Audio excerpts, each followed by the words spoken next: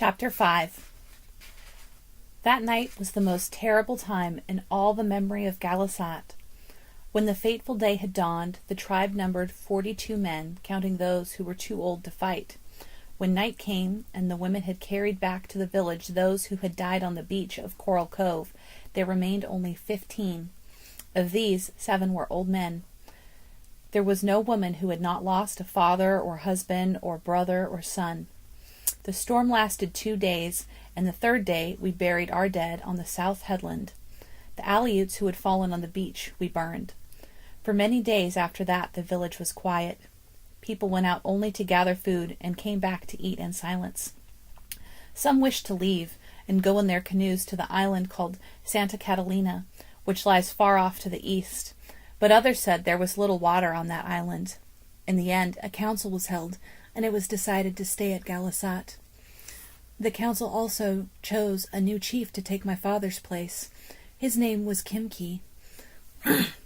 He was very old, but he had been a good man in his youth and a good hunter.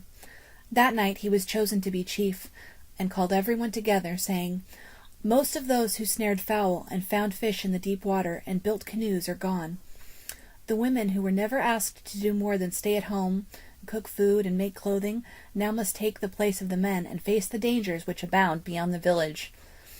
There will be grumbling in Galasat because of this. There will be shirkers.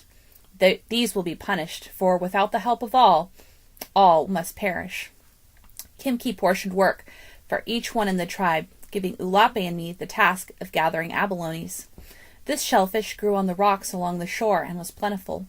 We gathered them at low tide in baskets and carried them to the mesa, where we cut the dark red flesh from the shell and placed it on flat rocks to dry in the sun.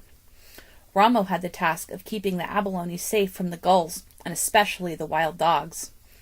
Dozens of our animals, which had left the village when their owners had died, joined the wild pack that roamed the island. They soon grew as fierce as the wild ones and only came back to the village to steal food. Each day, towards evening, Ulape and I helped Ramo put the abalones in baskets and carry them to the village for safekeeping. During this time, other women were gathering the scarlet apples that grow on the cactus bushes and are called tunas. Fish were caught and many birds were netted. So hard did the women work that they were really fared better than before when the hunting was done by the men. Life in the village should have been peaceful, but it was not. The men said that the women had taken the tasks that were rightfully theirs, and now they had become hunters, and the men looked down upon them. There was much trouble over this until Kimki decreed that the work would again be divided. Henceforth the men would hunt and the women harvest. Since there was already ample food to last through the winter, it no longer mattered who hunted. But this was not the real reason why autumn and winter were unpeaceful in Galasat. Those who had died at Coral Cove were still among us. Everywhere we went on the island or on the sea, whether we were fishing or eating or sitting by the fires at night, they were with us. We all remembered someone, and I remembered my father, so tall and strong and kind. A few years ago, my mother had died, and since then, Ulape and I had tried to do the tasks she had done. Ulape even more than I, being older. Now that my father was gone, it was not easy to look after Ramo, who was always into some mischief.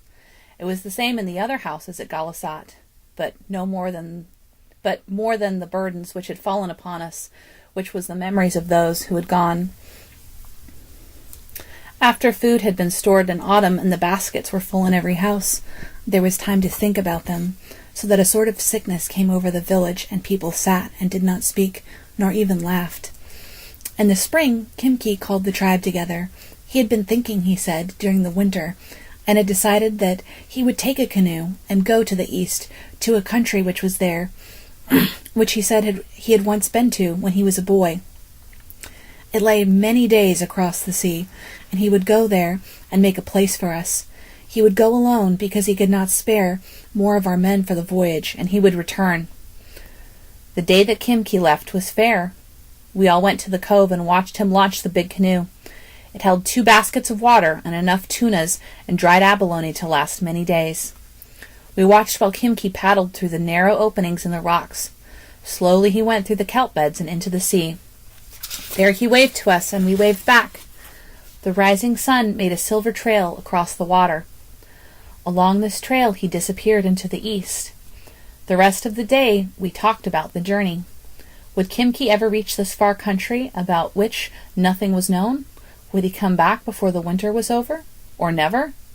That night we sat around the fire and talked while the wind blew and the waves crashed against the shore.